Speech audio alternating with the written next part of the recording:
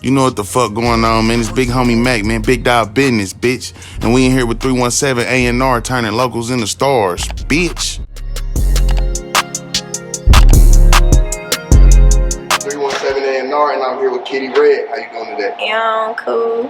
What you been working on? Talk to me what's going on. I heard you just came from a photo shoot. Yeah, I just got done doing the photo shoot for the album Beware the Cat for the single XOXO. Okay. So before we get into all that and the current stuff, I'm gonna ask you some few questions about your background so everybody filled in. All right. So where you from? Naptown, 317. All right. Where in the city you from? What side? I'm from Castleton. Okay. I'm from Castleton. Okay. So you went to LN down the street? I went to LN, Warren, LC. I'm from Castleton. I'm from the east side. All right. But I'm really like all of that. All right. So before you became an artist and stuff like that, did you have any other passions, talent? I just liked to dance. Like I always played, I always danced, I was always loud. Okay, so you always been a fan of music? Mm-hmm. Okay. So how long you been making music for, and did it come easy to you? I've been making music for 5 years. I started in 2016. So yeah, I started in 2016, but yeah, it was easy. I was just playing when I started rapping. So speak on what made you hop into that industry. What made me happen to the rap game? Alright, I was playing. I used to be a waitress or whatever at the strip club. I used to waitress. So, like, I don't know, like I became into the nightlife. So once I got into the nightlife, like I met like a lot of dope people or whatever. And like I started taking losses. Like it was crazy because I never lost for real, but I started taking big losses. So I took a real big loss and I had lost my car, but I just got a house, so I had to like sit in the house all the time. So one of my big homies came and picked me up, and on the way going out to eat, we was listening to Dolph. But really like ATL, I used to go to ATL before I rap. So it used to make me want to do something. So when I came back, I'm like, I'm about to try to rap. And they was like, are you for real? I'm like, I'm for real. That's what I was going to ask you. So how your friends and your family react to you becoming an artist?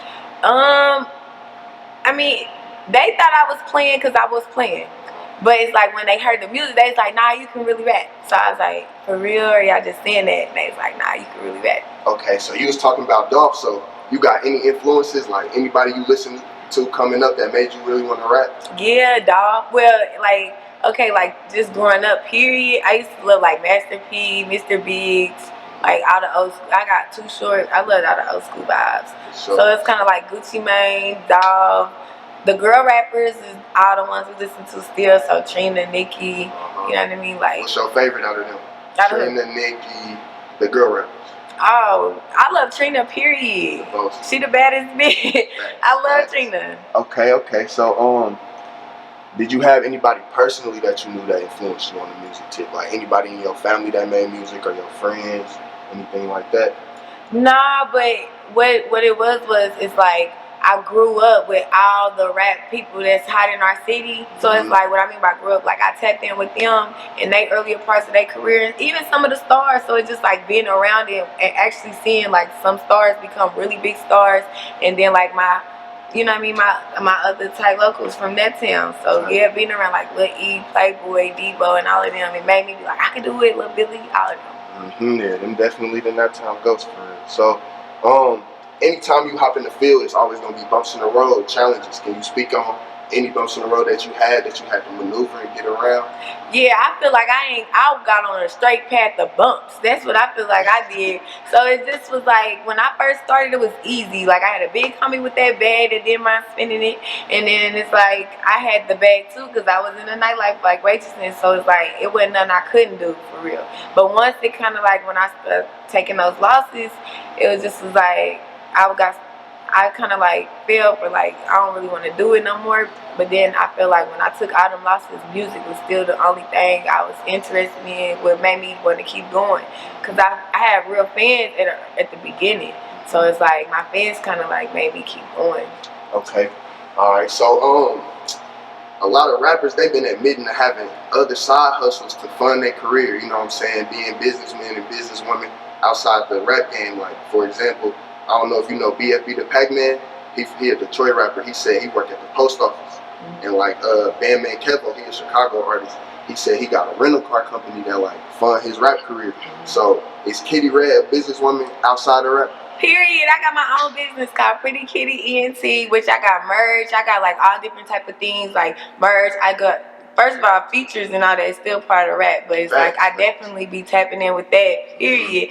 I'm a dancer, so I definitely, I mean, I do rap about it. You know what I'm saying? I really live that life I rap about or whatever. So it's like, yeah, like I'm never gonna stop hustling. Even if I wasn't a rapper, I'd be trying to figure out how to get that fast money. So yeah, but I like fast money. So yeah, I don't know about, I'm a hustler. I don't know about going to go clock in for real. I tried everything. I don't like that. Nah, okay, I feel it. So speak on like one of your most memorable nights dancing at the club or something like that. My best night was one night when T.I. had came into the strip club or whatever, and he came in the Sunset. When I was dancing in the Sunset, he came in there, and you know, like all the girls, like this is the night I seen how all the girls really get down. Like he came in there, all the girls swarmed him. So I was just in there like, dang, I'm not about to make no money, cause I just like to dance. I don't really push up. So he was in there, so I'm like, dang, I ain't gonna make no money. So when I got on the stage, T.I. started throwing money, but it was towards all the girls that like swarmed him, so he didn't get to come to my set or whatever. So out of nowhere, my big homie came through and just threw the bag. Nobody was paying him no attention. He just threw the bag up in the air and he started throwing really way more than the next. But you know what I'm saying? It brought our eyes back on me, and I was dancing to my song, so I feel like I got to be seen how I should have been. Okay. So Monday, January 18th, go ahead, tell them about Beware the Cat. What should they expect? Beware the Cat, period. They gonna get down there, they gonna meow. And you know what I mean? That album is definitely a project that I worked hard on. It's not what y'all expecting, so don't think that I'm just coming in to pop my shit in the type of way it just bounce that ass. I'm coming in a way like I got a crossover record called Rockstar Lifestyle. I got an XO is kind of like me and my feelings, because I don't really be showing my feelings too much, but I'm in my feelings a little bit in this album. And also, this album mean the world to me because, hold on, wait. Take your time. I know. Okay, this album mean the world to me because of my daddy. So, period. Y'all gotta download my shit.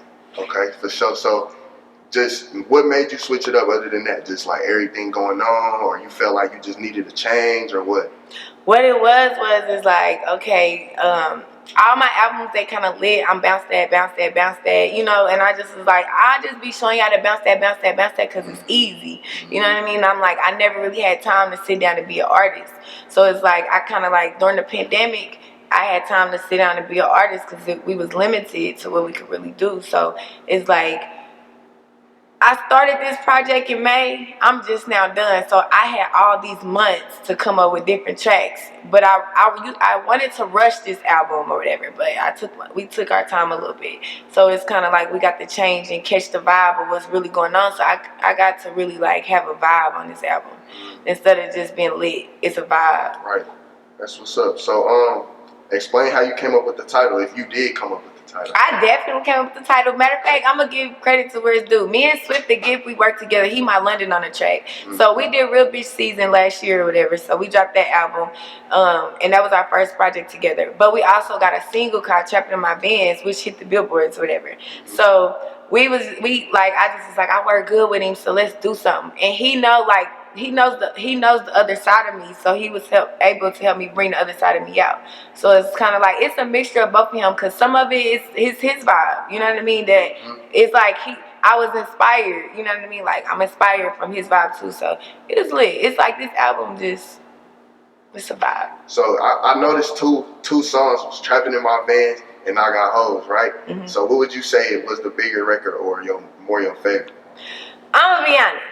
I Got Hoes was my shit because I really had hoes.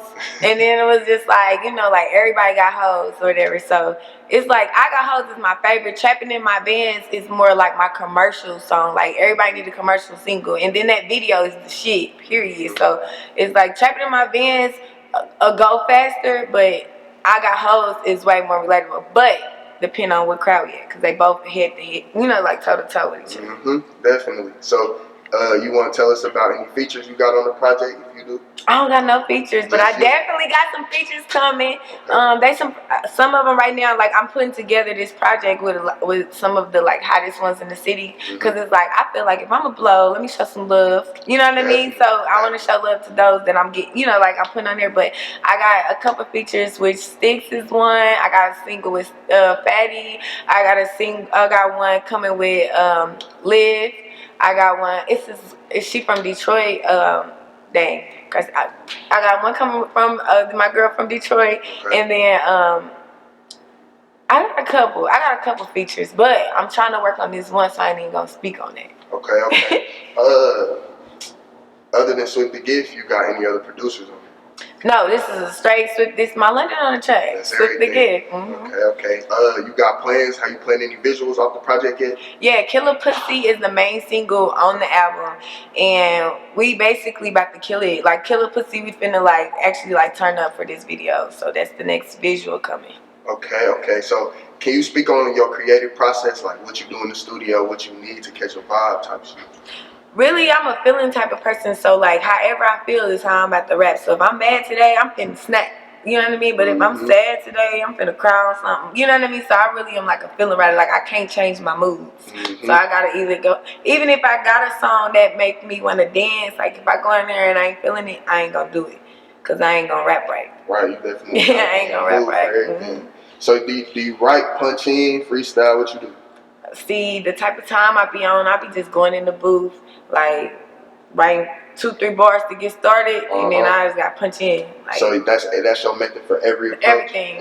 Cause I'm like I'm not last minute, but I'm a present type of person. Like I rap, but right now.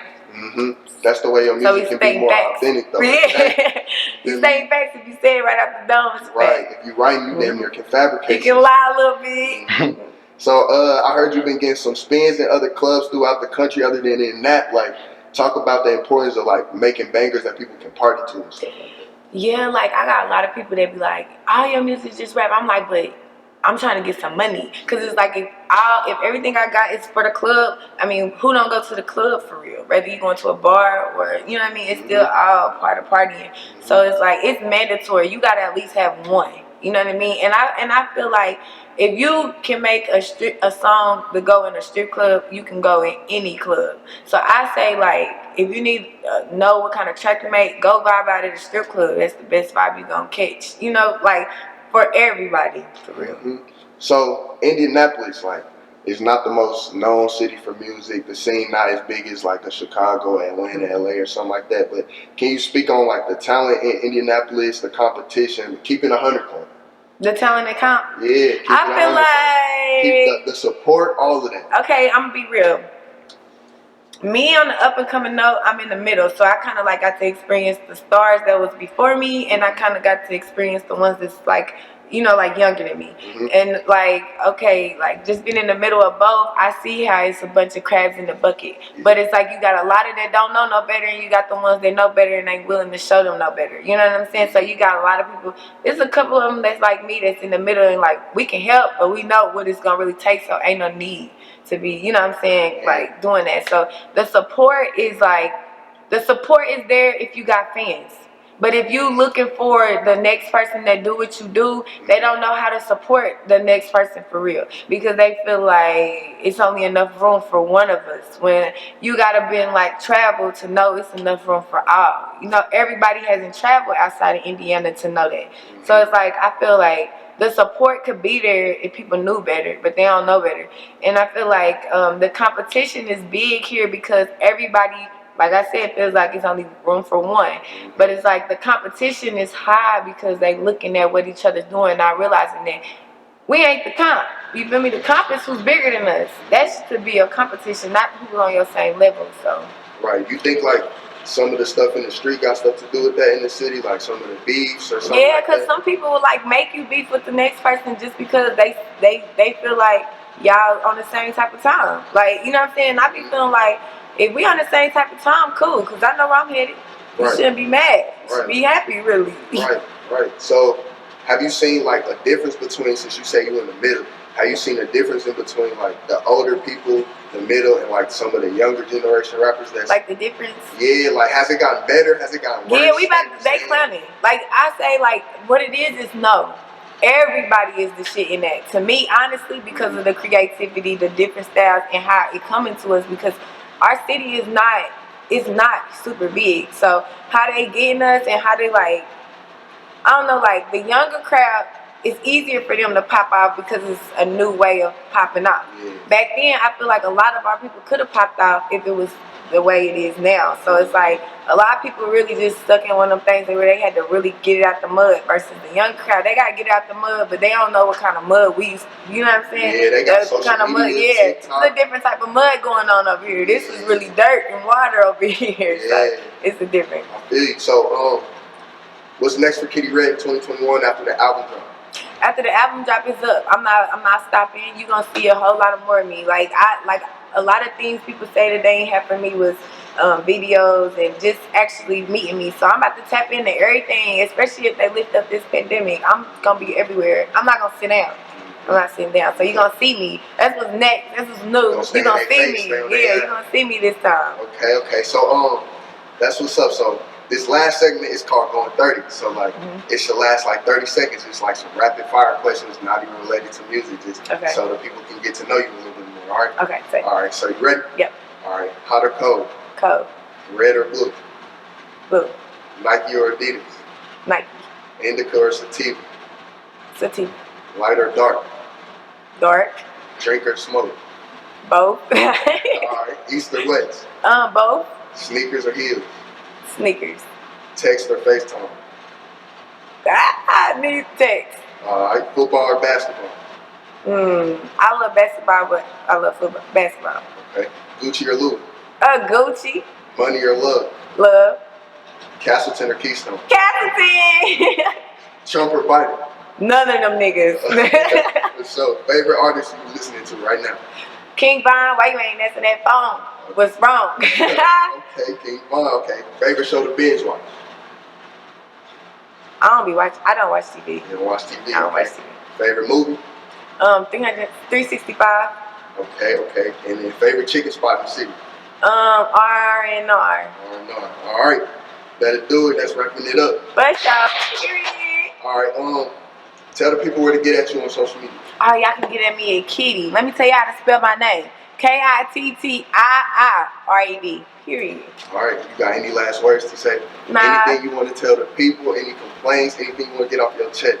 I just want to say, be independent and get that bag if you want to do something, because ain't nobody going to do shit for you, whether they tell you they going to do it or not. It's a trick behind it. Period. Get your own bag instead of your own shit.